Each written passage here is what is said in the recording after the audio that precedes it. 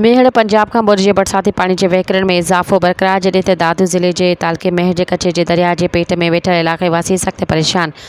अवामी न्यूज़ मेहड़ जी ख़बर नशर थियण खां पोइ दादू इंतिज़ामिया तहरीक में अची वई, जॾहिं त पुंडमाड़ी पीरोज़ शाह वरी बचाव बंद ते रेस्क्यू 1112 रेस्क्यू टीम सिर्फ़ मेडिकल कैंप क़ाइमु करे इलाक़े जे ॻोठनि मुख़्तलिफ़ दरियाव बर्ड सां मुतासिर ॻोठाणनि खे रेस्क्यू करण ऐं ॻोठाणनि जो इलाज बंदोबस्त कयो वियो आहे, जिन जो चवणु हुयो त असां जेके मुतासिर परवेज़ शाह वटि क़ाइमु थियल कैंप ते मरीज़ ईंदा असां उन्हनि खे रेस्क्यू ऐं इलाज कंदासीं। हुते मौजूदु अमले वधीक अवामी न्यूज़ मेहड़ जी टीम सां रेस्क्यू डॉक्टर अमले ऐं ॻोठाणनि पंहिंजा वीचार कुझु हिन रीति वंडिया आहिनि। Sindh integrated emergency and health service 1112 ऐं DHO हेल्थ उन जे तावन सां जेके फ्लड मुतासिरीन अचनि पिया कचे जी तरफ़ खां ॿाहिरि निकिरी करे, त उन जे लाइ जेको आहे न असां मेडिकल कैंप लॻाई वई आहे, जंहिंमें असां OPD हलायूं पिया।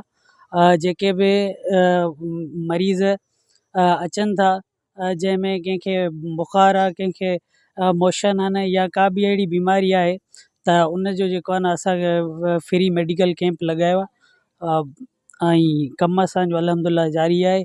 ऐं इहो जेको आहे न सिंध हुकूमत जे जेको बि इंस्ट्रक्शन मिली आहे अपर मैनेजमेंट खां, उनखे ई फॉलो कयो पियो वञे। मेडिकल कैंप क़ाइमु कई वई आहे जेका रेस्क्यू 1112 जे तरफ़ां ऐं DHO दादू जे तरफ़ां पहुता आहिनि। सुबुह खां वठी मेडिकल कैंप जारी आहे, जंहिंमें काफ़ी ॿोॾ मुतासिर जेके अंदरि पाणी जे ख़ौफ़ तहत बि निकिता आहिनि, उन्हनि जो इलाज बि कयो थो वञे। ऐं काफ़ी वीचारा अहिड़ा माण्हू हुया जेके गर्मीअ जे करे हिते बेहोश थियनि पिया, उन्हनि खे फस्ट एड मिली ऐं ॾाढो बहितरीनु सुठो कमु थियो आहे, जंहिंमें असां ॾाढो ख़ुशि थिया आहियूं।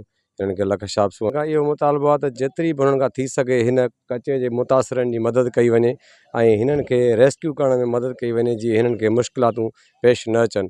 असांखे इहो मुतालबो आहे गवर्नमेंट खां। सब्सक्राइब कयो अवामी न्यूज़ HD खे ऐं ताज़ा तरीन ख़बरुनि लाइ ॾिसंदा रहो अवामी न्यूज़ HD।